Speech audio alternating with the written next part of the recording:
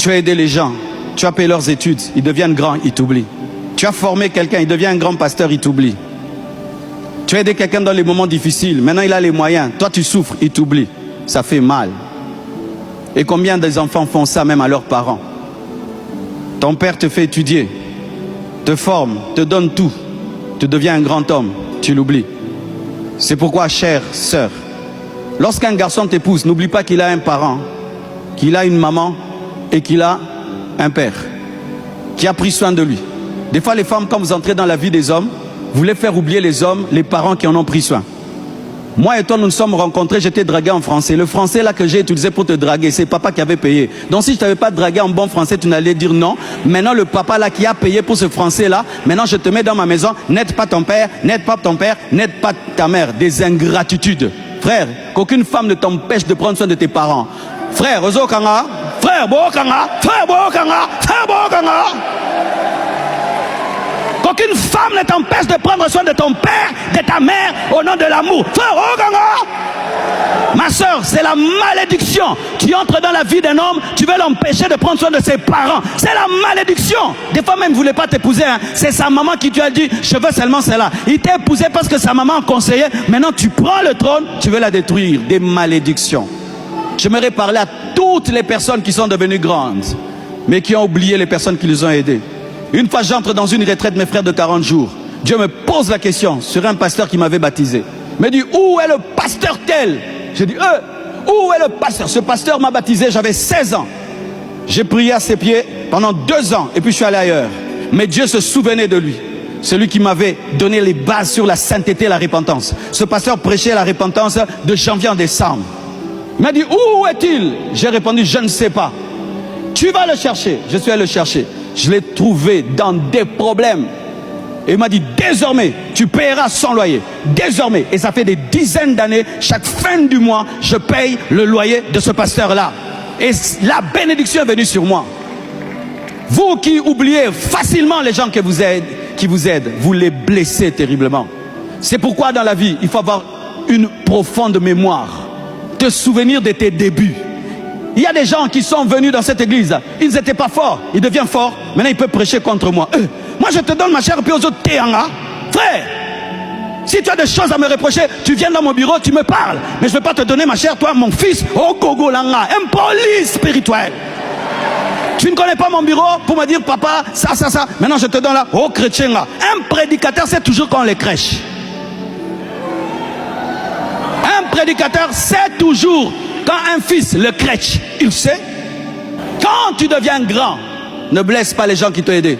Même s'ils t'ont donné le fouf. J'ai des problèmes avec un ami, des grands problèmes. Mais je me suis souvenu, dans les temps de ma misère, j'ai mangé le riz et le pondou chez eux. J'ai laissé tomber. J'ai dit, en mémoire du riz et du pondou, papa, Tossi Sakawana. Parce que s'il ne m'avait pas donné la manne, aujourd'hui je n'ai pas mangé le lait, le miel. Que Dieu te bénisse, tu m'as permis de vivre. Apprenez à vous souvenir des gens qui vous ont marqué. Ayez peur des gens qui oublient leur histoire, ils vous oublieront aussi. Celui qui a oublié, t'oubliera. Celui qui a oublié, t'oubliera. Gardez près de vous les gens qui se souviennent des gens qui les ont aidés même avec 50 $, avec 10 $. Je me souviens d'un papa de cette église qui payait mon loyer de 50 $. S'il ne payait pas, j'étais dehors. Jusqu'aujourd'hui, je m'en souviens. Jusqu'aujourd'hui, je m'en souviens. Et je m'en souviendrai toujours. Aujourd'hui, 50 $, c'est rien. Mais je ne peux pas dire que c'est rien aujourd'hui.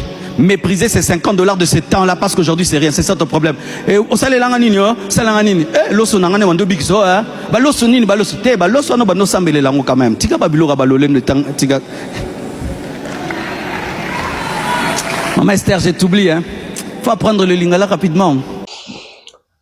Ya nalobaka yango chaque fois tambola na mokili omona makambo kasi yaka na République démocratique du Congo omona bikamwa makambo ezangaka te na République démocratique du Congo chaque fois que tolamukaka makambo kaka et cette fois-ci makambo mingi ekomi kaka ya basali na Nzambe o prophète asali boye o pasteur asali boye o mamouani tatouani o prophète o la prophète o baswani. Qu'est-ce qui ne va pas yaya makambo oyo ba prophète nanu tosi si makambo oyo ya Moïse D'ailleurs, Moïse Mbi akanga idi akana ye muyebi l'église. En tout cas, bateau. Akanga idi akana ye muyebi l'église. À la télévision filmée. Et ça la mbongo ya nzambe, ça la mbongo ya mutu. Question mark. Tu vois makambo oyo ya je n'ai jamais vu un homme qui marchait pas de la croix rester le même. Donc, il y a l'ifoko du ciel, na mai kalambai, na no silité, to lobelango pea. Et bandi lisusu makambo ya Moïse Kasongo, prophète Moïse Kasongo, na prophète Ezekiel Bishima, babundi, bazo la leadership. Ya na no silité, makambo se ebimi lisusu. Oh Moïse Matuta akabona na mwasi na ye. Oh. Moïse Matuta akabona na mwasi na ye to akabona na mwasi na ye. Nga epesi ngai mutuko so ya awa tokobenga Moïse Matuta. Moïse Matuta po nini abimasi na mwasi na ye te ou soit libale tikala kaka officiellement mais officieuse kuna ezalaka lisute. Qu'est-ce qui ne va pas? Bayeki balobino aboyi mwasi na ye po banda babalana mwasi na ye azoko bota te. Oh.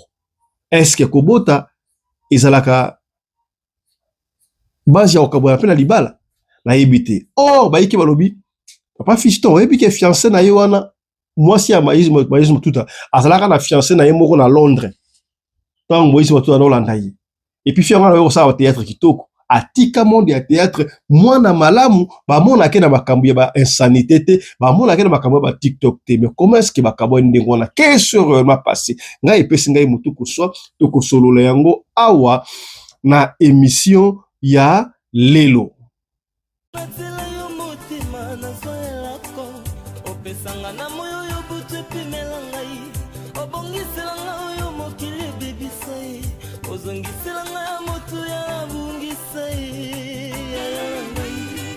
Teko rappeler ya pona bino batu oyo posana besoin pe ya kobongisa lo posana bino to benga bongo docteur Glele Bourgeois.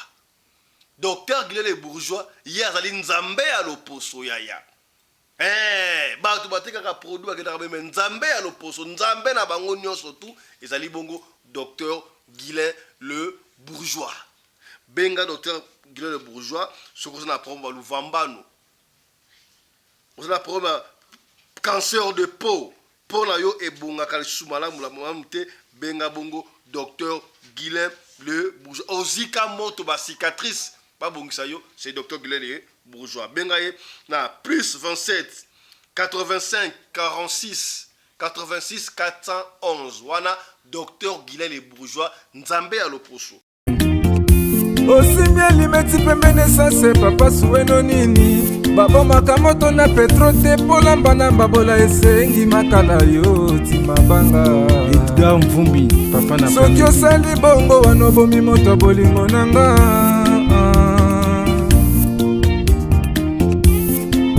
mobali mbinga na mwina ngolo aboya hydroquinone soki ezotambola basheri bazokweya mayanga na retrouver douce tendresse affection pana yo nasalelo nini pondimake na kupendaka sana shitakwacha pelende wenjoro yangu dans mon cœur tu occuperas toujours la première place.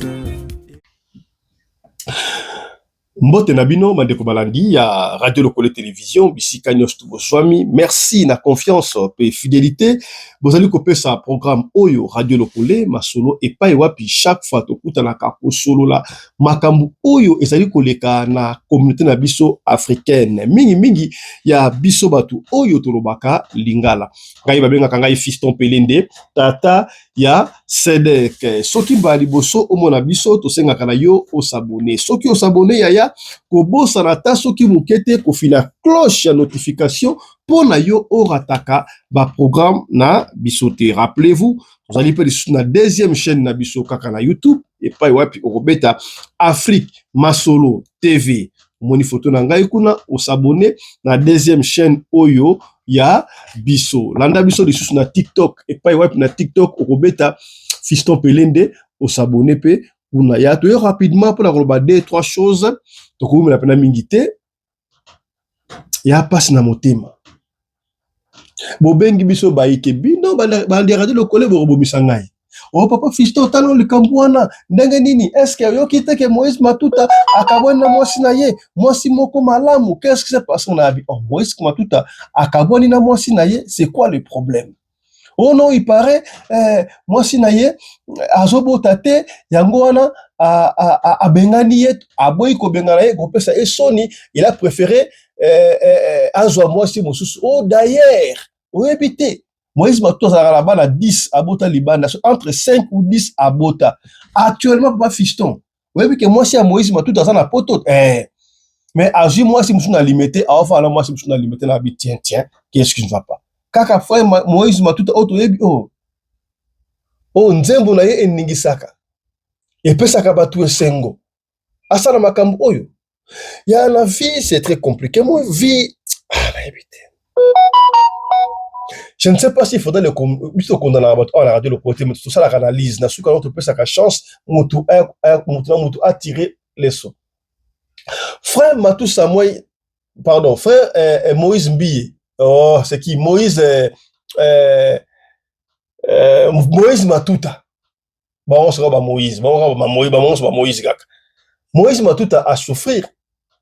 Moïse Matuta, moi, je me rappelle encore, parce qu'il y a un orchestre comme dans la saison. Les moissonneurs, voilà, sont les moissonneurs. On a un type de comme on a eu en Afrique du Sud. Les moissonneurs, oh, saison nanga. Saison nanga, c'est quelque chose comme saison nangai. Succès bandeko bazaka nango comment on est français non oui français oh les moissonnés a commencé ko azaka pas il y a type akena Canada nan pasteur akena Canada boy église la pacte comme la Baisse Vallée comme tout le monde akena Canada boy akima ouais moi sabato veille ayeko longa pas veille mikolo aza pas chico Francis azalaka na succès moko impossible dans les moissonneurs mais Moïse Matuta azalaka simple mutu azalaka na succès pour le Francis et ya Nzambe quand Dieu te lève il te lève babosalaka ya mutu apesi yo likele na tango ya pasi na mutu apesi yo nzoko tango si on voit mi préféré mutu alikele tango ya passe. Moïse Matuta abundi asala album na ye moko boya album bakembi ba Francis ba na ekutu ko boa ki sa ye consomme azo pese courage ya azalaka la courage Moïse Matuta aye ko sala album na no nga fala zonga kin ngo na songa pela so zongi kin donc il faut que l'album est simbo sala album zonga kin mo pas maté asala album asala na ba clip na Gandu Square na ba Metro Bus asala ekenda ba Francis doit oseka ya eko sala ya eboyemba eko sala ba voix wala bana basi wala tango azongi Nzambe atsaye maboko esimba je suis en train de survoler pour la toko ya makambo oyo na ebité na mwasi na ye wana on a théâtre babandaki bandakala to nrenini pour moi c'est on a théâtre pas Caleb je crois il paraît que tout Caleb alingo bala ye moi c'est na ye wana j'ai pas confirmé ils en a battu sur le bateau on dit matin na ebité mais d'après l'histoire balobi tango azongi esimbi a comme starte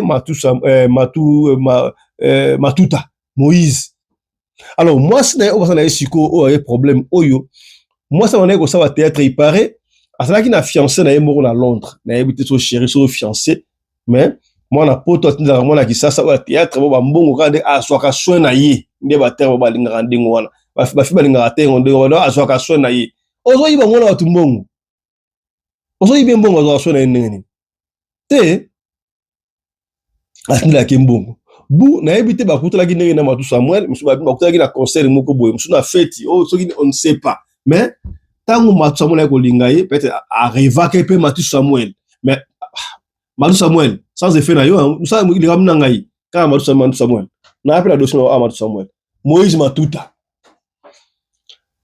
à l'époque Moïse Matuta azaki na le star peut makasi na te yeba na makasi mais nzemu yeba ko beta quand même bon moi na o atali pe bolingo musike simba te otali boya bana on a Londres kuna sana moi cité mais là pesa wa mike mais Moïse Matuta yo pembeni awa likola ngo susu star asa ndenge nini mwana oya théâtre atikal n'est pas Moïse Matuta babandi kokumbela babala epe officiellement apesa mbonga lobola mbonga bawash kutimia nyonso tu basala akoma mwasi na baba fanda kumoko boyebi yango ndenge balobaka esengo ya libala to fruit ya libala ezalaka bana obala dépenser mbongo na ye nyonso tu alingaka no mwasi abota bana pona avenir ezala après tout soki ozana ndako oui ne bandelika bino ba chéri mwasi na mbali bozana esengo bo sepela mais il y a un temps oyo bokanolinga mwana azala wana mwana akomi ko représenter fruit ya bolingo na bino mwana ya liboso mwana ya mibale ata kutu moko mais mwana azala basali bata ebele mwana azali koyate epesi bango mutuku soi on ne sait pas na yebite na esa bino chaque fois babalaka mwasi pona sonité babalaka po mobali pona sonité et puis pona mawate nazo kele mawa fiona mawa na balaka te yaya soki omone simbite babalaka te sinon te okozwa malheur omitie na mutu na yo comme c'est donc na vie mobima parce que le mariage c'est toute une vie yaya on ne se marie pas pour divorcer yango to solaka awa ngai na mon ami personnel le commandant congolais de Jobu yaya botika ba logique ça langage que ngai ça c'est ma façon de penser yo peux penser autrement que ngai oh non olingi mwasi bo sala nous fête té bo ça les cas si soki bobali boye ko sala fête le kuta mensonge yaya mensonge et bon so moi ça botara to ebandi so moi ça botara to ebandi oso moi ça on se pela na yete ozeli ovandi no surtout comme na mariage et puis on va découvrir que mobali bo pikili ke zate moi si eloko moko te et bon on dit que le divorce ça c'est n'importe quoi thèse ou la fausse thèse ba pasteur ba kosa kabilo je vous dis vrai au lingani vous devez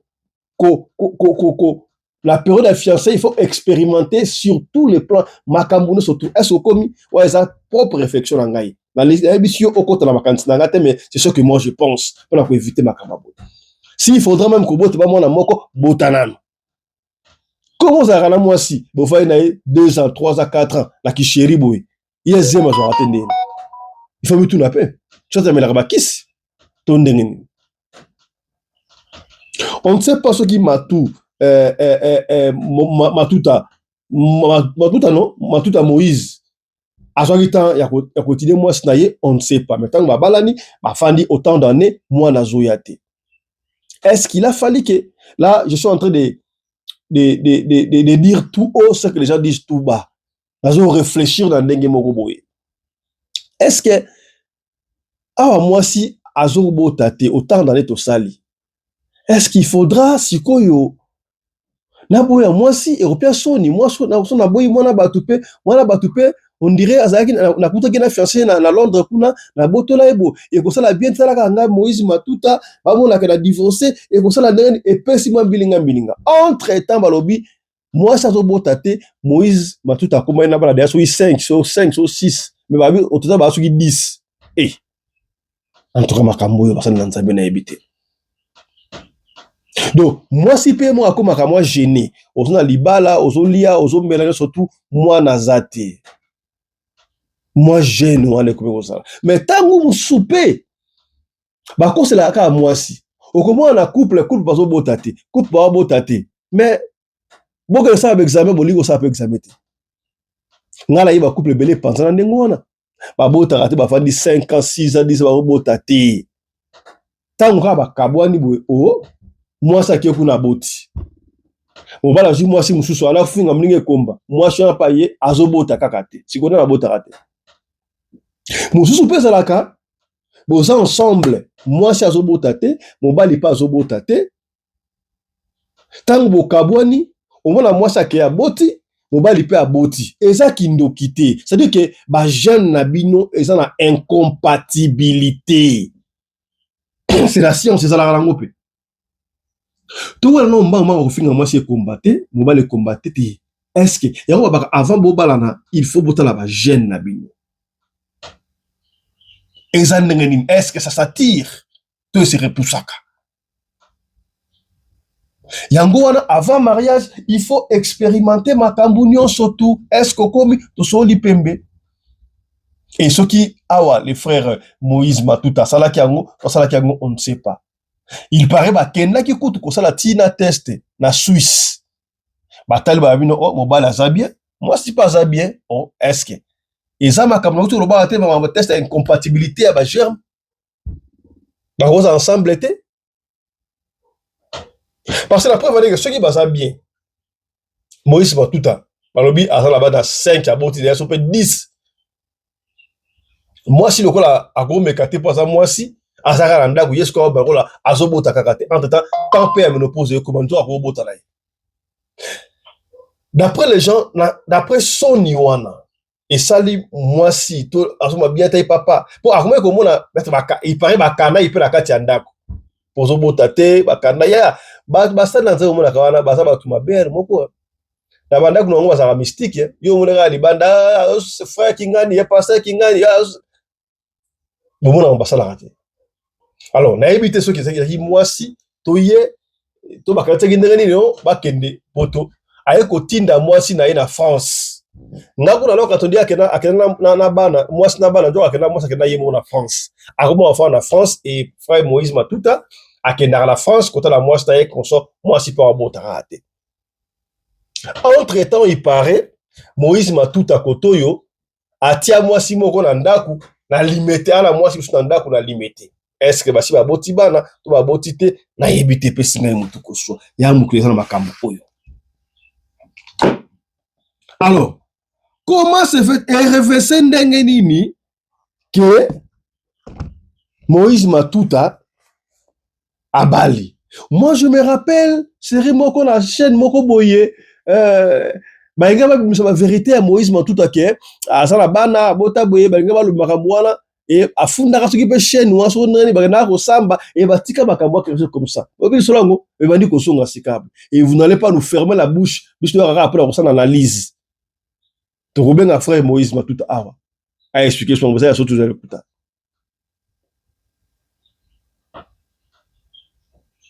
Alors, ce qui moi c'est Azobotati. Et ça peut être volonté n'a été. Peut-être ça va qu'à autre expliquer incompatibilité à bas germe. Parce que ce qui les années le bien Moïse ça saboté abouti à 5 sur 10 bana. Moi c'est abouti le col dans le mariage, moi ça l'a toujours faible à qui comme mécaté ibanda botati. On va la qui na beti aboti et ça et ça ngolo morte. Mais moi, ce n'est pas un problème. C'est ça que moi, je suis en train de faire un examen en Suisse. Moi, ça va bien. Mobile, ça va bien. Donc, ça peut être incompatibilité. Il y a pas germe. Et pourquoi pas frère Samuel, frère Moïse Matuta, à cause du courage, il y a moi, sinon, pas divorcer. Parce que ce qui va germe, la germe, la bino, est incompatible. Beaucoup de tate jamais. Tina infini. Au moins que voilà tout l'exclamation autant. Bon, en dégâts à sagesse. Est-ce que attendez moi je na poto te pour moi ça que ne déconner kuna a profiter la Simone. Mais pour la cause la moi ça déconner. Pour la nité orobango ouvertement car non na libérer yo kende au sa la vie la yo na place la vie na ngai pour que ne kobota. Peut-être que moi ça soit juste assumer ce mibana a kobota na ye. Te.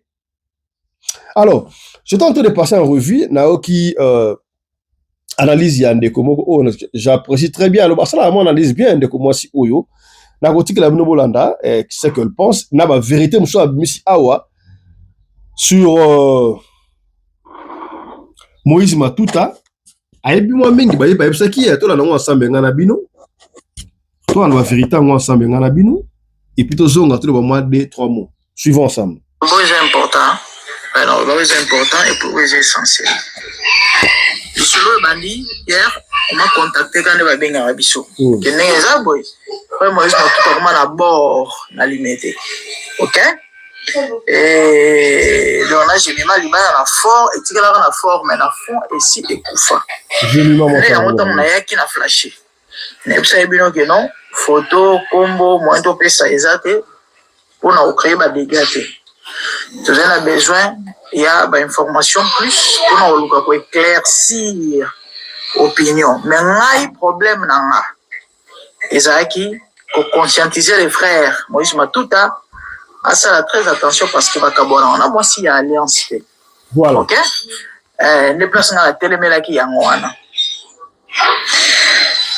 Mais toujours est-il que ma réalité m'a les ans moins compliqué. Oyo bako bika ba on baleka ba on baleka ba yebi. Ndiko moi si bisiga azali bobo bidus. Et pour votre information, j'ai mis comment la France. OK? Azasson à Kinshasa. C'est une façon de se débarrasser nae. Aluka peut vinae, asa vinae et koki pe kozala parce que par rapport à mambo na yoki, ma balle est la réalité belé. Ma balle est la réalité belé. Et sokike ezali ndenga ke poto bongo une façon peut-être mobile atindi pour que na luka vina to sa vina ah nzamba zo ko moins et elle-même aussi bisika azali na biga olanda vidéo oyo ye moto ebi bisika ba uti na bisiko ba komi c'est elle qui va décider. OK? Certainement jusque là tout se comprendre. Donc on a biso babalani na 2009. Avant on a comme tout nyonso Moïse azali na passé pas azali na passé.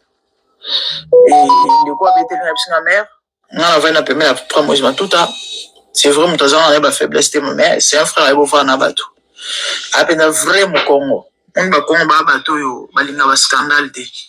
Abi biso bando ka poma na tourner dossier sur Mambuya bana ko bota libanda. Alobi mère na obombela yo te. Na omela mbondo te na olobate eza lokuta to pe ya solo mais personnellement na tika na soupçonné été tout le monde a été dans la fausse position machin mais tout banaka reçoit ba eko que tout ba mona mutu na bino côté moko boy donc aba jara bato ba sala makambo oyebate azande ngwana. OK on a un problème tétoliki je crois on a epsé bino que période mo balinga ba kundola dossier ya mambo ya bana ou azala na bango mais les frères qui n'a pas porté plainte. Donc c'est clair que il y a pas de fumée sans feu. OK? Voilà. Kotora toleki. Nazo meka ko flasher parce que mamboze belé. Ba msusu kolo ba on a importance té. Na otolo ba bino chacun avait son passé. Moïse a na fiancé moko, moi na colonel. Avant balinga na jemima. Ba pesi na route kombo comme on a bon on peut savoir on a nini mobimbate on ne sait jamais tant pas comment la finir à balanae mais bah nous bien naka Joyce moi j'en ai bien avec Joyce tant moi j'ai Afrique du Sud premier seul album à Will Fresh d'Afrique du Sud non ailleurs aux gens à Congo bah continuera mais après un moment il va nous aussi m'a sauté bah tension les arrêts bah bolingo tout ça et celui ci la vie alors que t'en as serre mon sous-chopé serre en haut et Simbarate. En rapport au Afrique du Sud, mingi qui en Afrique du Sud mingi Simbarate. Mais avec au linga Jemima parce que Jemima, à la moine à Salem, jusqu'à Moïse Matuta à Sambelak. Alors, pendant que Moïse a linga Jemima était fiancé officiellement. Fiancé dans un Longra, hein, la ligne attend à combat batute, même baba si on a automationné au bazala avant Jemima. Na ba kombo na bango mais ça l'important c'était parce que les gens qui passaient baba na répété Jemima azalaki na fiancé na ye officiel bon ba fiancé azalaki non azana poto azoaswa na yo c'était comme ça famille est bien quand moi ça tient Jemima litoi bande oba bolingo na mokili to keseni to aka ba to biso nyonso mais personnellement na habité les gens font comment parce que na motema na parfaité mais na kokana olinga batumi balete c'est pratiquement impossible na olinga batumi balete eza impossible nteme ya moke eza tarapona mutu moko Serge Mima zali na fiancé na Londres et mon fiancé yaka azongi nyombo yo babolingo distance ya mamango tozoloba babolingo distance na ba réalité nango to ebite sobe ba distance wana mutu bana osala défaut mais ça là yike atingama ine na star prodige move from recording atingama ine na star aligné na star fiancé pas aligné ko lâcher penza bongo te il paraîtrait il y a na fois moi je m'a tout à l'écolo kenene l'écolo bref et que la femme avait décidé qu'il y a aligné Moïse. Ok? Baba né depuis 2009. Et problème là-bas, ils allaient incompatibilité. Période moi bakina en Suisse, bah ça l'examen, mobile a bien, moi c'est pas ça bien. De là étant bateau baza batomoli mon nom comprenant que c'est un problème spirituel. Et naïbi originité, naïbi le pourquoi té, naïbi bisike outité, moi c'est l'emballé, baza basambela certainement bah on ba yebi parce que problème nous c'est la spirituelle et ça en a cause. Ils ont la source, ils ont la raison, ils ont le pourquoi. On a moyen côté zate, moi je pense à l'analyse et zate. Moi qui a ma ambobélé. Mais bon, on balé, nous avons un problème à zate, bazar incompatible. Alors, bino boy bi étant africain, ce moi c'est sobotate, babali o sobotate improductif. Et ma famille pression, belle famille, babokilo, ba semé qui machin na auto posséder bino. Commentaire à semé qui ne sait quoi. Ah, le bic est retour en goulou parce que ma tout en tassala jemima. Maman, il y a si des athées dans la moi, ok? Il y a si des athées dans la moi, la vie continue. À quel poto? Dans mon soumaï, à Obala, mobile, à Robotara, Sobo Monique Bolingue sauté. De on a bien non, face à Vinaye, à Bota, Néaza Robota, et là, si mon sous, Baba, la mosse, mon sous, et la problème, n'y en sort, Macambo. Alors, trop de pression. Et trop de mal à l'aise, la femme avait demandé à son mari à sécuriser, à faire déplacer. Il en France. Donc, éviter. Ils ont une façon de se débarrasser là, éviter. Parce que, et toujours est-il que, ils n'ont pas eu sur moi, c'est la réalité, parce que, toi, Salem, comme il y a le mère, j'ai mis ma nyokon à l'Ibalana. Abane aussi bien mon traitement à ma vie même pas la mobile on a des battre bisingai même pas la mobile vu que azaina na mabota de à se débarrasser na éviter bayokani que esa le mabongo ba mbale na éviter ba sololi moi ça qui est nano après bon mobile ba no keno kotala et to pe moi ça qui no luka mukande puis après na éviter mais toujours est-il que libala la distance c'est à moi makambo ebele bonji melangai sur 100% ba couple au moins ça qui n'a pas na bana mbala na Congo surtout ba sa autorité belle ngala et personnellement mi so ba dossier ba ila nga mais ya obeta le selon moi c'est général on balia gaé au kiti Congo ba bitu masasi voilà donc ma bala ya à distance c'est en réalité belle moi c'est kenda at mobile atigala ba mona na une fois to peu deux fois l'année et ça toujours na ba mambo belle. En tout cas, bon dimelangai moto bolingo ekufaka. OK? Ouais, l'amour ekola gata on baza place moko bazotala na misu et attention moi robeta tour quelque part moi déplacement machin mais vous allez ensemble. Il y a la distance on a conseillé ba mabala na te za trop dangereux. Na yebi ça ba tout seul moi ya poto oti na famille na poto boye binyo sonzela moko ya te moi ça kena mobile kena mais ça tellement compliqué. De réalité on va faire face na on a minute et en wana. Par rapport à ce que j'ai dit, et là, on a aussi exaté. Là, on a aussi exaté, effectivement, les frères. Alors, on a bord, on a limité. Ce que moi, c'est la musique à Osani. Les frères, ce que tu as fait, ce que tu as évité peut-être. Dans le sens de qui émission, oui, ça, les mains. Peut-être, dans le sens que tu as fait, faisant pour ça, babalaye, dans d'autres frères pression. Et ma boye, na évité. Mais. Voilà. Donc, tu l'as dit, réflexion Ndeko, je suis parfaitement d'accord avec Ndeko Oyo, Makambo Lobby. Ils ont presque ce que nous on avait dit. Peut-être il y a une incompatibilité parce que tant que qui examen, la Suisse, tout le monde a dit que moi, si à Robota, mobile pas Robota, mais si comme Robota, tu pour un dos peut-être, Jérôme Bango, et ça incompatible. Bango mi balé autre va quitter on a essayé d'appeler frère Samuel pendant qu'on parlait là mais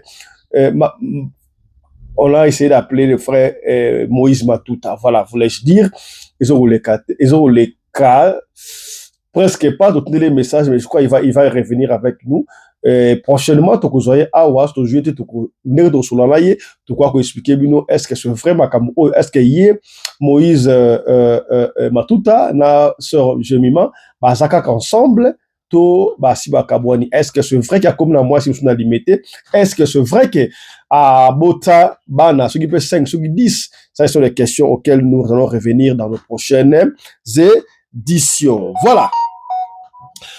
Autre chose à présent, il y a makambu oyo kaka basali na Nzambe, il y a l'ifoko du ciel. Na frère Nabiso, pasteur Nabiso, Mike Kalambai. Problème ya Nzembo oyo.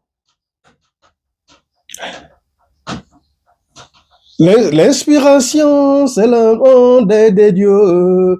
L'inspiration, c'est le monde des dieux. Oui, c'est vrai, c'est le monde des dieux, mais elle est plus forte que les Écritures. Est-ce que les inspirations peuvent être, l'inspiration peut être plus forte que les Écritures? Peut-être la Bible, mensonge. Ça a créé un buzz, mais Tomi Tuna qui pona nini. Frère Mike Kalambai, Kalawana ba Nzembo o pasteur Lifoko, plus de 30 ans ngoyo, aloba ngote. Mais pourquoi il a attendu ce moment 2026 pour ne pas aloba ngo? Est-ce qu'il y a un problème? Qu'est-ce qui se passe au juste d'ailleurs? Voici l'on parle baka ngo ke Moussa le boka yemba kuna l'inspiration c'est le monde de Dieu, elle est plus forte que les écritures. Kindoki aboyaka. Voici l'on parle boyaka yango. Mais ça la ka bezouete. Tangu Mike Kalamba eko zongo alobi yango esali mwa besti esala ke frère Lifoko du ciel pasteur de son état ayaki ko recadrer d'après ko loba ko expliquer. Mais Mike Kalamba atiki kakate parce que Mike Kalamba esa batu o balingaka bes so tumoli alinga okena batu tina ti. Moi je ne comprends pas pourquoi est-ce que na yebiti na benga ngo provocation azo provoquer Lifoko du ciel ou qu'est-ce qui se passe? Donc, quand le col est silité, Mike Kalambai a zongi la prédication na ye. Abandi ko interpeller ba pasteur ya message, ba pasteur Dioka, atangi ba papa la so ba routio ba kufa, no boyeb sa frère a bon sa message. Mais moi je l'avais dit na émission o elekaki. Pour la nite mo ko benga frère to pe pasteur collègue na yo Lifoko du ciel, talent boyeb, il peut se ressaisir. Ou peut-être il peut t'expliquer macho quoi macho. C'est pas un problème. Mais pourquoi amener ça à la télévision? Est-ce que Azana a raison, toi Azana a tort? Pour la ligne Azoko Kanga Malikambo, moi ça m'a poussé de réfléchir. Mais Kalaming était à Kafama Makambo Bima, tu vois qui sangi pendant qui oh il faut conditionner la Koufi, et il faut conditionner la Koufi, et à Koufi boy. Oh, banani basala qui a pas hauteur, il y a propagation, il y a fausse message Joanna. Et tout cas qui mutema, il y a frère Nabiso, to pasteur Lifoko du ciel. Ti asala ki message que na kufite nga na koleka kuta bosolo ayo le capable confrère Nabiso Israël botombo na bosolo pour la ko démentir makambo de ce toi. Est-ce que ce sont les mêmes gens oh bakamela ki liwa ba mone simbite yango bazo ya pas de ko démentir? Oui, ceux qui chanson là ils ont mabe ba texte on a le kuta. Mais pourquoi vous avez attendu pendant plus de 30 ans pour la ko dévoiler yango? Qu'est-ce que vous attendiez au fest? Est-ce que si vous connaissez il faut attaquer Moutou? Oh, peut ça va Kaboutoneni. N'a pas singa Moutou soit frère Mike Kalambai, pasteur de ton état. Pour Nanini, Ozotika Makambote. Pour Nanini, vous aussi sango à l'amiable. C'est pourquoi moi je interpelle l'État Makambo. Il faut commission en censure et comment pour Makamba Ramazambi. Là dans le frère Mike Nenga Yesu Makambo ya Lifoko ayeko bandela susu batangi ba pasteur Dioka ba pasteur message ebele ba pesa ye conseil azoka dans le yango ebozo songa to ya babongo Yannick Malé azana makamuke akoloba to na ensemble suivez. Écoutez-moi, c'est vraiment avec toute l'humilité du cœur que je tiens ce propos.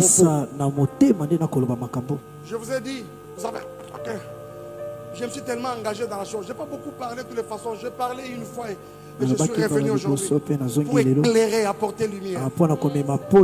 Je crois qu'il en valait la peine. Tout simplement, nous venons de voir que là où l'écriture est contredite, il y a quoi? Il y a la mort. Le peuple a péri.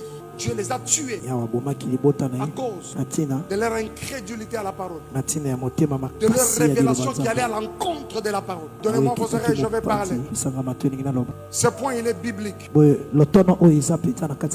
C'est un point doctrinal. J'aurais voulu voir les hommes ouvrir leur Bible et dégager les idées et les raisonnements, les pensées. Grande était ma déception de constater qu'autour d'un point aussi doctrinal comme celui-ci, les gens ramènent ça au niveau des frères Branham a dit. Écoute-moi, écoute. Il est dit chez les Galates, il est dit chez les Corinthiens. D'ailleurs, je veux attirer votre attention à quelque chose. Quand vous voyez quelque chose dans la Bible devenir l'objet d'une insistance, attention, ça devient sérieux. Ça passe d'une simple vérité à un principe. Ça passe d'une simple vérité à un fondement. Qu'est-ce qu'il dit? Il dit, même si quelqu'un venait, même quand nous-mêmes nous viendrons, même si un ange du ciel viendrait vous dire autre chose que ça, vous annoncez notre évangile que ça, qu'il soit anathème, un autre terme, qu'il soit maudit. En ce temps où nous sommes, Hébreu dit quelque chose de fort. À son chapitre 1er, après avoir autrefois parlé à nos pères, à plusieurs reprises et de différentes manières, par les prophètes. En ce temps dernier, Dieu ne nous parle pas par un prophète. Dieu nous parle par son Fils. Il nous parle par son Fils.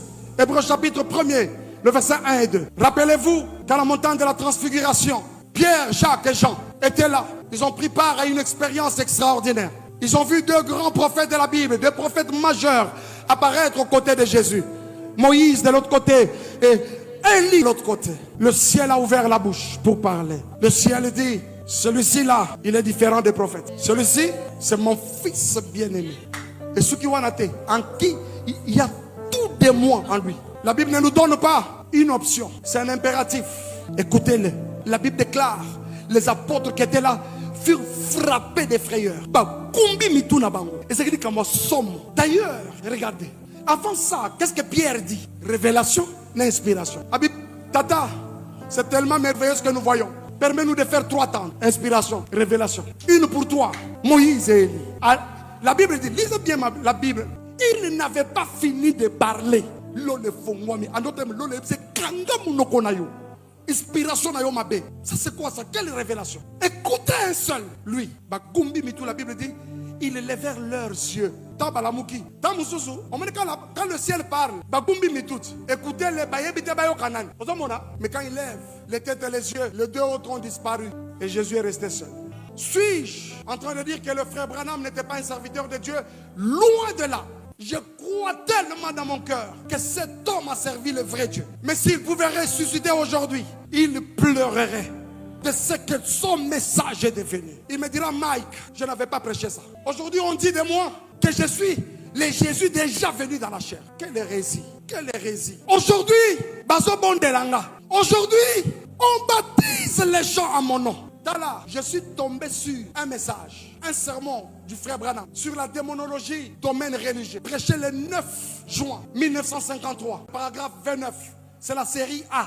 Frère Branham dit, je n'ai pas beaucoup d'instructions, mais tout ce que je sais, c'est ce que je reçois par inspiration. Jusque-là, ça t'arrange, hein? Écoute. Et si cette inspiration ne concorde pas avec la Bible, alors elle est fausse. Est-ce que c'est différent avec Mike qui a dit c'est un mensonge? Non, c'est pas moi, hein? C'est frère Branham, hein? Il continue, il dit, il faut que ça vienne de là. Voici les fondements. Les fondements de Dieu. Aucun autre fondement n'a été posé que ceci. Ici, le frère Branham évoque 1 Corinthiens chapitre 11, le verset 3. Là où l'apôtre dit que personne ne pose un autre fondement que celui-ci. C'est ce qu'il est en train de dire ici. Il fait allusion à la Bible. C'est-à-dire que le frère Branham était dans les Écritures. Il continue. Et ce qui correspond à ceci, si ce que je disais était contraire à ceci, alors que mes paroles soient un mensonge. Ce n'est pas moi, c'est pas moi, c'est pas moi. Asuki Wanatalobi. Parce que la vérité, c'est ceci. La vérité, c'est quoi? C'est la parole. Frère Branham dit, si ce que je dis ne concorde pas avec ça, que mon message soit un mensonge. En d'autres termes, il dit que mon inspiration soit un mensonge. Leloyo, biso tosaeli nzambe sango. Batu bandimi liloba oya tango pona banzembo wana. Il y a des gens, babimi lelo, le corps d'inspecteur, koya koloba ete oyo nyonso na tosali oyo bongola kimitema oyo guérir ba ame ya bana nzambe eza lisuku te. Eza kokamwa. Révélation soit un mensonge. Ainsi dit, je voudrais m'adresser à nos pères. Je voudrais réitérer ce que j'ai dit à ces jours, que j'en demandais, j'en appelais à leur vigilance. Nos pères, vous qui avez prêché le message, sans mélange, je faisais allusion aux hommes de Dieu. Ils sont nombreux du message. Je pensais à papa Richard Duyoka. Je pensais à papa Léonard Kayumbi Beya. Je pensais à papa André Vibidi la Mwana Manyanga. Je pensais à papa Gédéo Kassonga Mayamba. Oh, Beka. Léonard Barouti Kassongo d'heureuse mémoire. Cher papa, Tosela Tebo Kende, il est encore temps. Prenez courage. Éradiquez toutes ces choses. Restaurez, établissez la vérité des Écritures. Jamais, au grand jamais, une inspiration ne peut être plus forte que les Écritures. Plus forte que les Écritures de ton livre, oui. De ton bouquin, oui. Mais jamais des Écritures qui sont la vérité et la parole de Dieu. Ne m'opposez pas à mon aîné l'Ifoko du ciel. Je n'ai aucun problème personnel avec lui. Vous savez, beaucoup de gens qui parlent connaissent l'Ifoko du ciel de loin, mais moi, je les connais de près. Je garde les souvenirs de mon séjour avec lui à Mbujima, à Brazzaville. Et il y a quelques années, 3, 4 années, aux États-Unis. Une fois, nous étions avec lui à table, il me dit, petit nanga, est-ce qu'on dit que Foufou Tozolia ou la Bible c'est lui qui m'a montré pour la première fois que le Foufou était dans la Bible. Il s'en souviendra lui-même. Il faut que nos pages là, prenez mes photos avec papa, il faut qu'on publie ça rapidement. C'est pas mon ennemi, jamais. Alléluia. La parole a existé avant l'inspiration. On a lu ça ou pas? Est-ce que vous savez d'abord que dire que l'inspiration est plus forte que les Écritures, c'est comme qui dirait Mike Kalamba est plus fort que Patrice Moïmuso. Mike Kalamba est plus fort que Matou Samuel et Deningone. Mike Kalamba est fort que Thomas Lokofe. Il est fort que Menkanou. Il est fort que José Nzita. Mike Kalamba, c'est comme qui dirait Mike Kalamba est fort que... Je faisais allusion aux hommes de Dieu. Ils sont nombreux du message. Je pensais à papa Richard Duyoka. Je pensais à papa Léonard Kayumbi Beya. Je pensais à papa André Vibidi la Mwana Manyanga. Je pensais à papa Gédéo Kassonga Mayamba. Oh, Beka. Léonard Barouti Kassongo d'heureuse mémoire. Cher papa, Tosela Tebo Kende, il est encore temps. Prenez courage. Éradiquez toutes ces choses. Restaurez, établissez la vérité des Écritures. Jamais, au grand jamais, une inspiration ne peut être plus forte que les Écritures. Plus forte que les Écritures de ton livre, oui. De ton bouquin, oui. De ta chanson, oui. Mais jamais des Écritures qui sont la vérité et la parole de Dieu. Voilà. Et là, on dit ici la carte. Est-ce que frère Mike Kalambai to pasteur Mike Kalambai azaka kanabunzambe azolinga abimisa vérité cachée to azana makambu oyo azali kobomba? Qu'est-ce qui est caché derrière là? L'intention nini oyo ye azoya ko dévoiler pour ne pas dire humilier pasteur l'Ifoko du ciel. Et puis c'est une autre fois. N'ayambi pour nabino Yannick Malé, un artiste comédien renommé ya mboka na biso azana makoloba sur sujet oyo l'Ifoko du ciel na Mike Kalambai. Yannick Malé mbote na yo. Mbote tata ya Sadek papa fiston. Boni santé. Mbote pe na bandeko nyonso bazolanda. Santé za bien. Boni groupe salon. Santé za malam. Très bien, nyonso tuezo kende malam. Vraiment grâce à Dieu. Et je rappelle ici que Yannick Malé azali moko ya ba membre ya to ya bakte ya groupe Salongo plus je crois ba les chaque jeudi et ba ça ba maman mengo bangono surtout donc voilà il est azo représenter groupe Salongo au niveau ya Afrique du Sud, mais il avait quand même un mot ya koloba sur makambo oyo conflit pastoral to bangono ngozo passer entre frères l'Ifoko du ciel na Mike Kalambai. Yannick Malé, lecture na yo par rapport à conflit en Nzembo oyo. L'inspiration vient de Dieu, elle est plus forte que les Écritures. Oyo pasteur Mike Kalambai a attendu plus de 30 ans pour n'akoya ko malmener et l'Ifoko du ciel. Lecture na yo. Bon, lecture na nga na komeka un peu ko beta sete na likolo lobi guerre pastorale.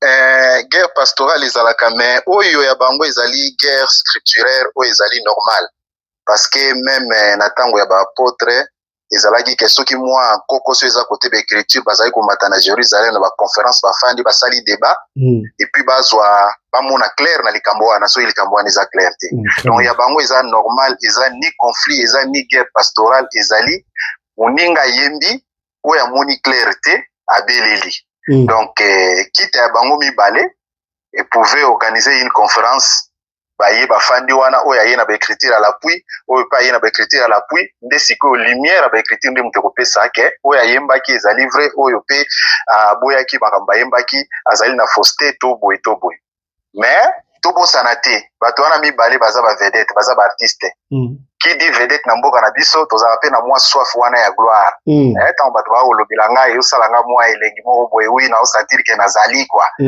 nabungi te tobosana te bato wana mibale apart kozala bapasteur baza baartiste baza bavedete donc eloko wana mpe ezosala bango mwa bien bazala sur la toile balobela bango mpo ekende kaka ndenge ekende wana bon lecture na ngai na eloko wana namoni pasteur Lifoko asalaki émission bien ke natali mobimba te namoni oka juste na batiktok mwa baparti et puis ya Mike namonaki ezalaki na prédication hier nde namoni ke Mike aza kutu kotelemaka na eloko na ye wana ya lobaki bon soki Mike aza kotelema moi je trouve que ezali conflit te eza guerre avec écriture bakutana place moko ensemble baza bana nzambe bango nyonso bakutana na bathéologien na bato basala barecherche ya bible bafanda batia makambo clair soki oyo aza na raison bakoleka na télévision balobaki nga koto nazali komona ndenge mosusu mon frère en tout cas limbisa ngai ozalaki na raison bana nzambe mpe bolimbisa ngai nde ezali koatake yango c'est ça la démarche chrétienne oyo bango bakosala ntango bazobeta oyo abeti boye toyebi te lokwa baza baartiste ndenge olobi wana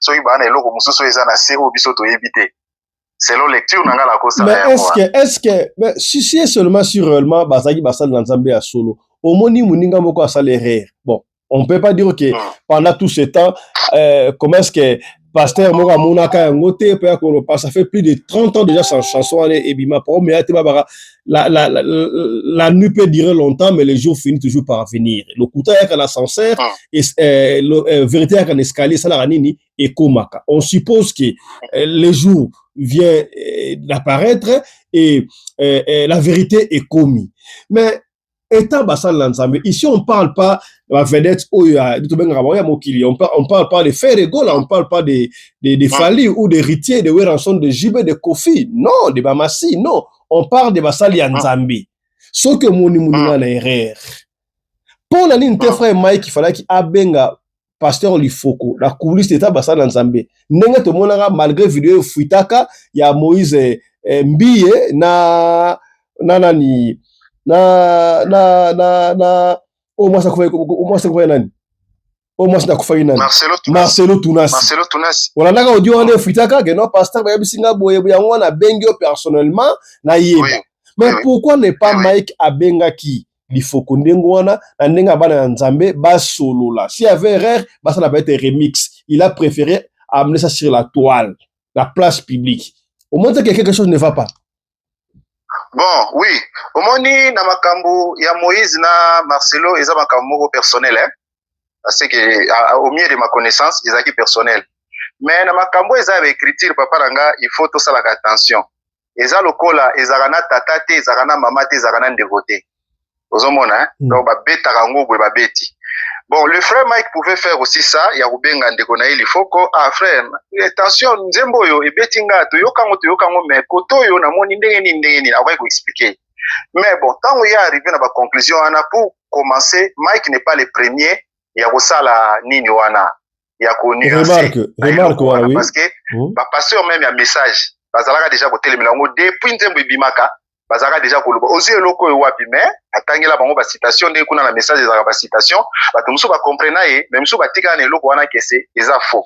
Ah bon donc bato baboya nzembo wana kala na message kala depuis kala ba pasteur ebele ba telemela yango depuis kala il y a Lifoko azalaka na Branham n'est-ce pas oyo ya Riginite oyo ya Dioka ya Debono non Lifoko bango nyonso bazalaki na Rigini Rigini na année 90 to 1990 tango division salami batu bake na Shekina batu musu batikali na Rigini Lifoko akendaki na groupe ezaki na Shekina.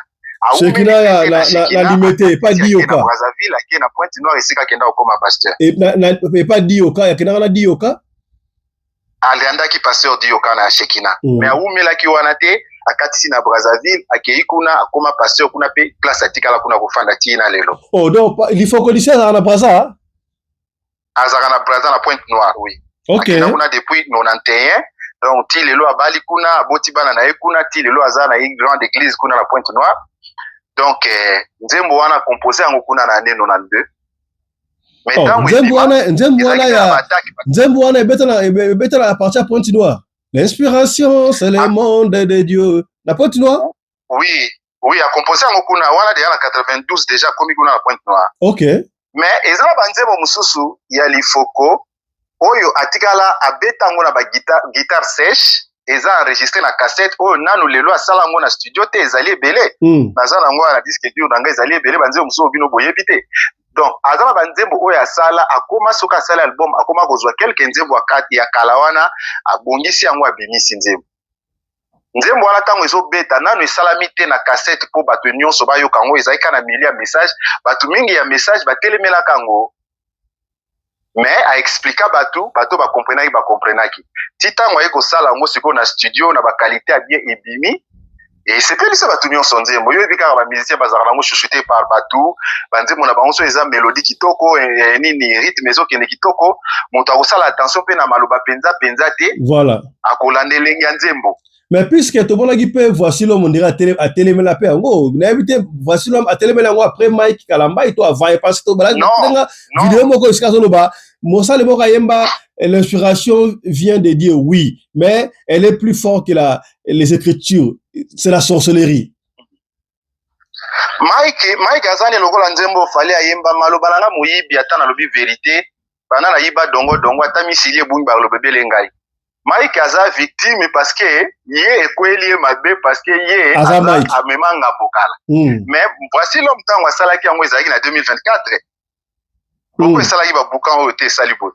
Ba pasteur ebele ya message soko na lakisi ba vidéo ba lobango même avant misuna ba 2018 ba lekana ba télé 50 bazo lobela ngo que il a chanté l'inspiration plus forte que les écritures. C'est faux. Donc esalaki boukan te ndenge esali na tango Mike boy. Donc yango na lobby les deux hommes bazana nous pour commencer à part kozala basala bazaba artiste bayebi eloko bango mibale bazo sala bayebi. Donc à notre niveau on peut dire que frère Mike Kalamba a la raison et ça va force d'écriture et ça texte même il y a le kuta.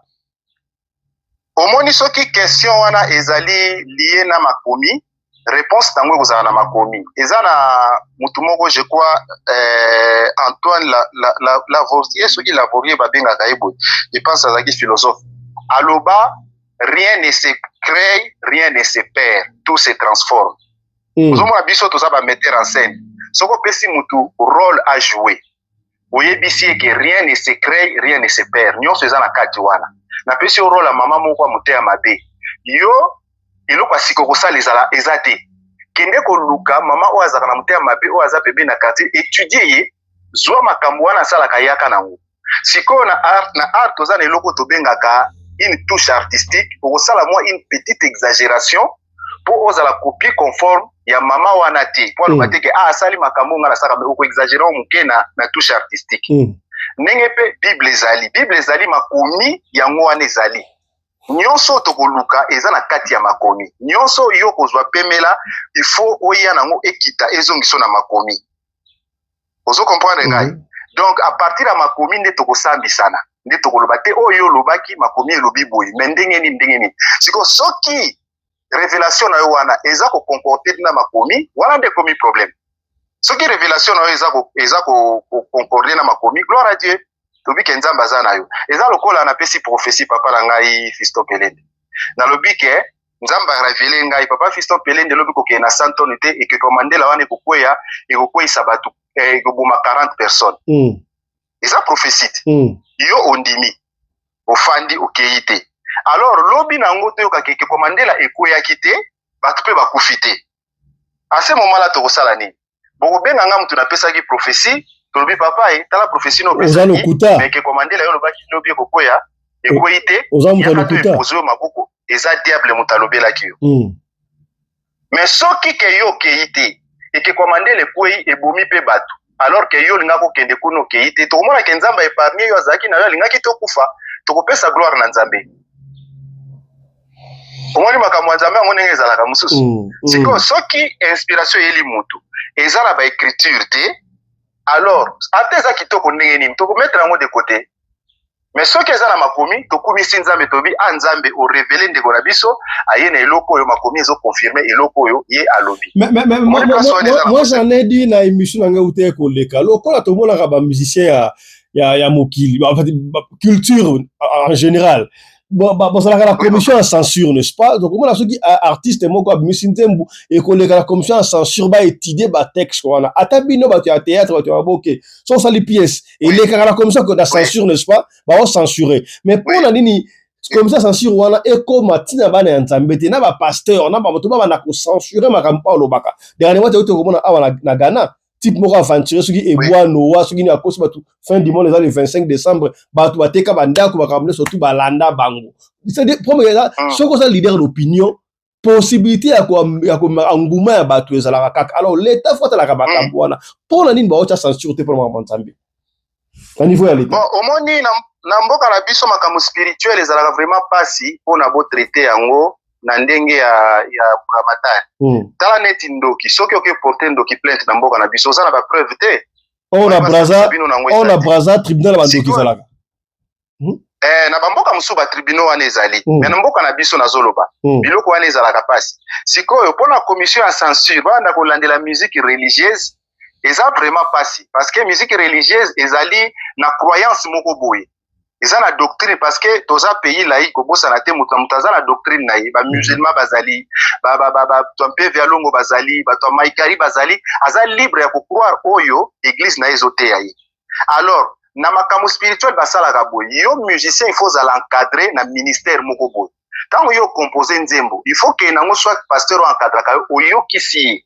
ye aza na connaissance moko plus élevé oloba te maloba oyo olongola yango maloba oyo kotia boye te maloba oyo kotia boye te malheureusement na mboka na biso tout le monde ayebi nyonso akosala makambo na ndenge na ye donc ntango asali bongo abimisi même biso ntango tokoma bascénario kokoma scénario opesi connaisseur moko boye olobi tala nano eza te parce que yo oyebi te mais ye akomona eloko moko peut-être oyo yo otiaki yango kate yako ana eloko oyo mpo ani obeti yango boye te moni ke bakiseli yo 1+.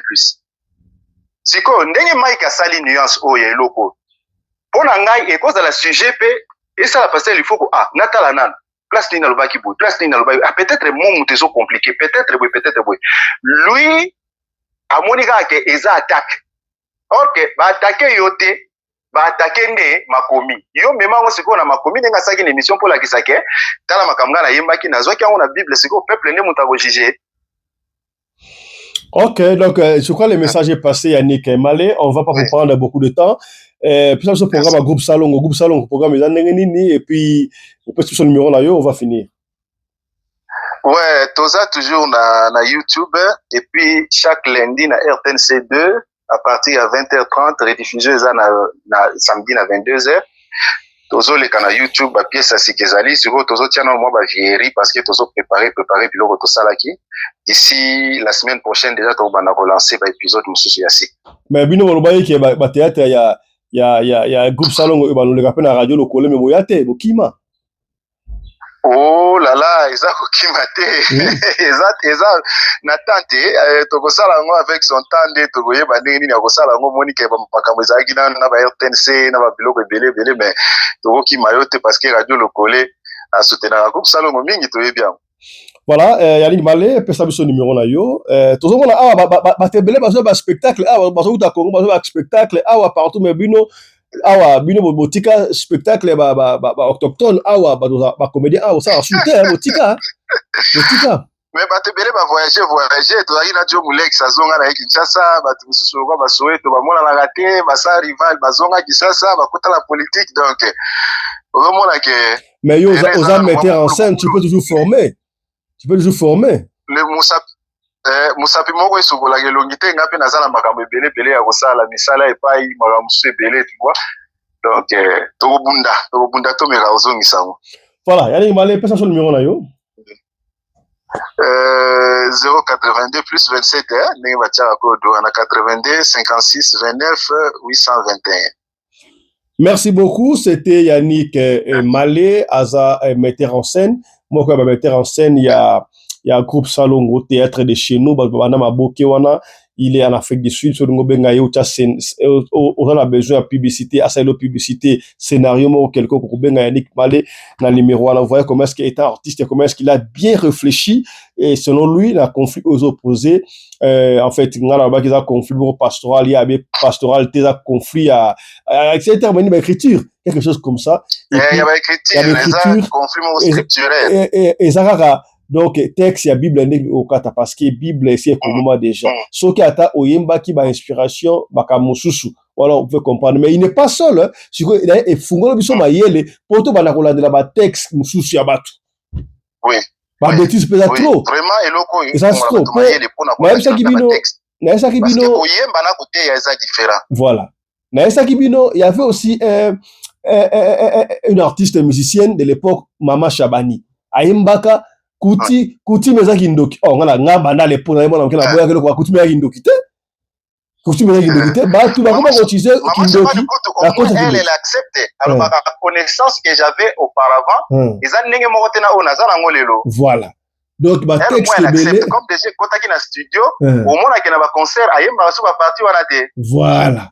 Donc, c'est pas mauvais, il faut qu'on soit erreur, il n'y a pas de souci. Et puis, on passe à la remix, on passe à autre chose. Aux amours Nzambé, humble, c'est bon. Tout le monde, l'erreur est humaine. Et puis, tout le monde a la connaissance de mon côté. Et ça, tout c'est complet. Attends, la grosse allure, on passe à autre chose. Oh, allô, Lola, ça, c'est quoi ça? C'est quoi ça? Donc, on va commencer à surveiller ce qu'on a dans ma note, ma texte, surtout pour la toute alors, merci beaucoup, Yannick Malé. Merci beaucoup. Mesdames, messieurs, on s'arrête ici. Je crois que vous avez belé, vous avez lingaku, tout est au tic, mais on est obligé parce qu'elle est à télé, c'est le temps. On se retrouve prochainement avec un autre numéro de l'émission Radio Locolé, ma solo sur votre chaîne Radio Locolé TV. Alors, d'ici là, portez-vous bien, santé de fer à tous. Chap chap. En nombre, des milliers de femmes et d'hommes souffrent en silence, des cicatrices invisibles, des regards fuyants, des douleurs que personne ne comprend vraiment. Mais aujourd'hui, un espoir renaît. Le célèbre docteur Guylain Le Bourgeois, dermatologue esthéticien reconnu, de renommée internationale. Avec plus de 24 ans d'expérience, il a transformé des milliers de vies, redonné confiance, espoir et beauté à ceux qui pensaient ne jamais guérir. Nous vient tout droit de Johannesburg, Afrique du Sud. Sudaf, ndeka la paix, bino à Sudaf, quand Afrique du Sud, moni mboka mundele, non Afrique du Sud, kitoko, auto, on va mieux faire très bien. Donc désormais, cabinet docteur Guylain Le Bourgeois n'a qu'à Afrique du Sud. Par les cris d'une communauté brisée, une population en détresse a redonné l'espoir à des milliers de personnes souffrant de taches noires, acné sévère, vergetures, eczéma, cancer de la peau. Ils ne se contentent pas de soigner, ils transforment des vies. Ils étaient désespérés. Aujourd'hui, ils témoignent d'un miracle. Bonjour, je m'appelle Sarah, j'ai 27 ans et je vis en Afrique du Sud. Avant, ma vie était un combat quotidien. Je souffrais de taches noires sur le visage. J'avais honte de ma peau, honte de sortir, honte même d'aller à des soirées avec mes amis. Un jour, une amie m'a parlé du docteur Guylain Le Bourgeois. Elle m'a dit « Il change des vies ». Au début, moi, j'étais sceptique. Mais au fond de moi, j'avais ce petit espoir. Alors j'ai décidé de tenter ma chance. Et ce fut la meilleure décision de ma vie.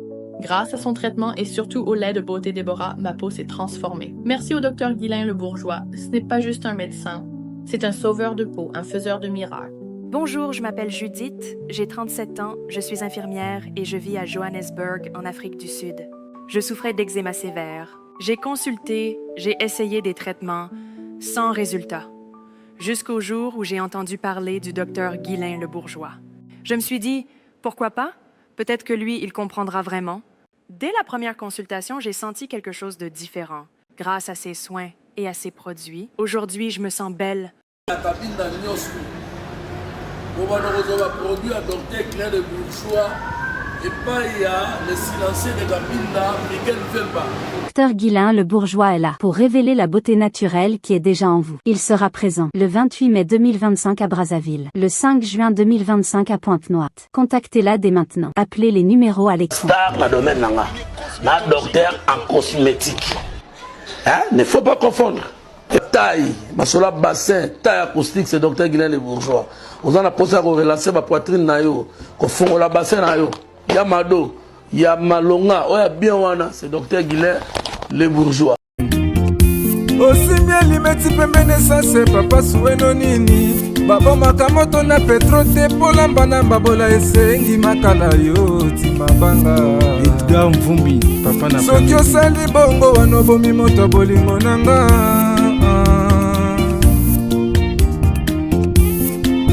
Mobali mbinga na mwina ngolo aboya hydroquinone. Soki ezotambola basheri bazokwea mayanga. Na retrouve douce tendresse affection epana yo. Nasalelo nini pondimake na kupendaka sana. Shitakwacha pelende wenjoro yangu. Dans mon cœur tu occuperas toujours la première place.